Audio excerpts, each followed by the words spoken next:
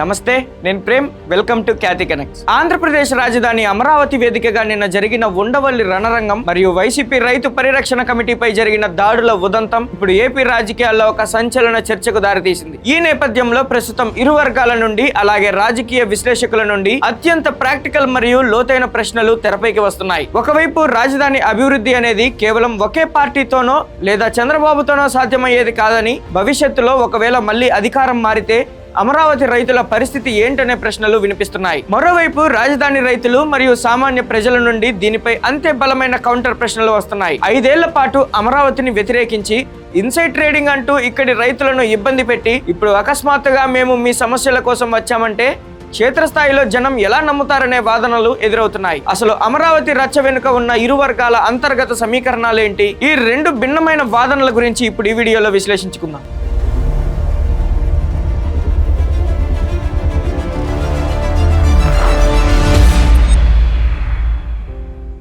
రాజధాని అమరావతి అభివృద్ధి అనేది ఒకే ఒక్క పార్టీకి లేదా ఒకే లీడర్ కు పరిమితం కాకూడదు. ప్రజాస్వామ్యంలో ప్రభుత్వాలు, పాలకులు మారుతూ ఉండటం సర్వసాధారణం. ఈ నేపథ్యంలో రాజధాని రైతులు అందరినీ కలుపుకుని వెళ్లడమే లాంగ్ రన్ లో అమరావతికి మంచిదనే అభిప్రాయాలు వ్యక్తమవుతున్నాయి. ప్రస్తుతం చేతిలో అధికారం ఉంది కదా అని పోలీసుల అండతో ప్రతిపక్ష నేతలను అడ్డుకోవడం పెద్ద కష్టం కాకపోవచ్చు. కానీ భవిష్యత్తులో ఒకవేళ అధికారం మారితే అమరావతిని అభివృద్ధి చేయాలని వైసీపీని అడిగే హక్కు రాజధాని రైతులకు ఉంటుందా లేదా అని ప్రశ్నించుకోవాలని కొందరు అభిప్రాయపడుతున్నారు. అమరావతికి ప్రతిపక్షాలు ఎవరూ రాకూడదు, కానీ దాని అభివృద్ధికి రాష్ట్ర సార్వత్రిక సొమ్ము ఖర్చు పెడతామంటే భవిష్యత్తులో ఇబ్బందులు వస్తాయనేది ఈ వర్గం వాదన. అయితే ఈ విశ్లేషణపై రాజధాని ప్రాంత నిరసనకారులు మరియు న్యూట్రల్ వర్గాల నుండి తీవ్రమైన కౌంటర్లు వస్తున్నాయి. రాజధాని రైతులు జీవితాంతం పోరాటం చేయాలనే ఉద్దేశంతో ఏనాడు లేరని, గత వైసీపీ ప్రభుత్వ హయాంలో 3 రాజధానుల పేరుతో అమరావతిని పూర్తిగా పక్కన పెట్టడం, ఇక్కడి భూములను శ్మశానంతో పోల్చడం మరియు రైతులపై పెట్టిన అక్రమ కేసుల వల్లే నిన్న ఉండవల్లి వద్ద ఆ స్థాయిలో తిరుగుబాటు జరిగిందని వారు గుర్తు చేస్తున్నారు. నాడు చంద్రబాబు నాయుడు కానీ లేదా ఇతర కూటమి నేతలు కానీ అమరావతి కరకట్ట వైపు వస్తుంటే పోలీసులు నోటీసులు ఇవ్వడం, హౌస్ అరెస్టులు చేయడం లాంటి నిర్బంధాలు నిత్యకృత్యంగా సాగాయి. నాడు మమ్మల్ని కరకట్ట దాటనివ్వకుండా ఇబ్బంది పెట్టినప్పుడు లేని పర్యటనల హక్కు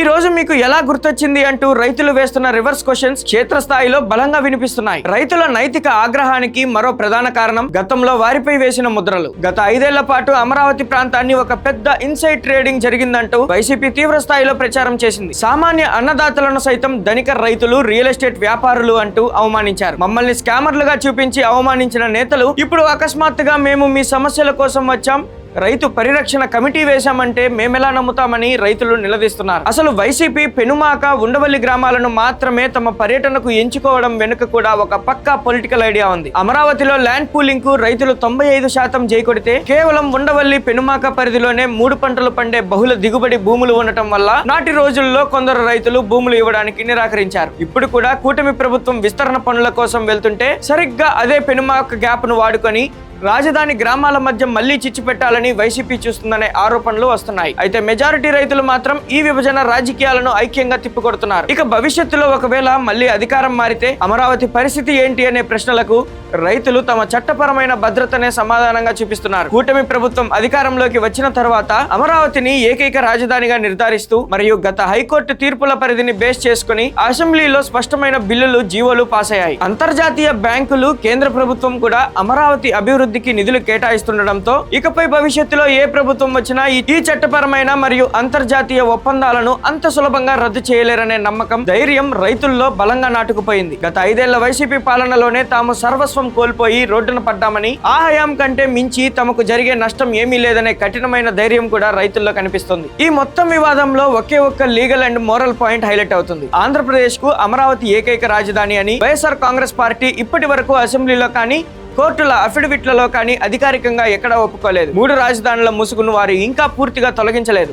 రాజధానిని రాజధానిగా అంగీకరించని ఒక పార్టీకి ఆ రాజధాని రైతుల సమస్యలను పరిష్కరిస్తామని చెప్పే నైతిక హక్కు ఎక్కడిది అనే లీగల్ డిబేట్ ఒకవైపు నడుస్తుంది. మరోవైపు ప్రతిపక్షాల హక్కులను అడ్డుకుంటే లాంగ్ రన్ లో ప్రాజెక్టు పురోగతికి ఇబ్బందులు వస్తాయనే విశ్లేషణలు కూడా ఉన్నాయి. కానీ టీడీపీ మరియు కూటమి నాడు ఉద్యమం సాగిన 1200 రోజులకు పైగా నిరంతరం అండగా నిలబడి రాజధానిని నిలబెట్టింది కాబట్టే రైతులు వన్ సైడెడ్ గా కూటమి వెంటే నడుస్తున్నారు. మరి అమరావతి సరిహద్దుల్లో రేగిన ఈ లీగల్ అండ్ పొలిటికల్ వార్ పై మీ అభిప్రాయాన్ని తప్పకుండా కామెంట్ సెక్షన్ లో పంచుకోండి. మరో లేటెస్ట్ అప్డేట్ తో మళ్ళీ కలుద్దాం. కీప్ వాచింగ్ ఖ్యాతి కనెక్ట్స్.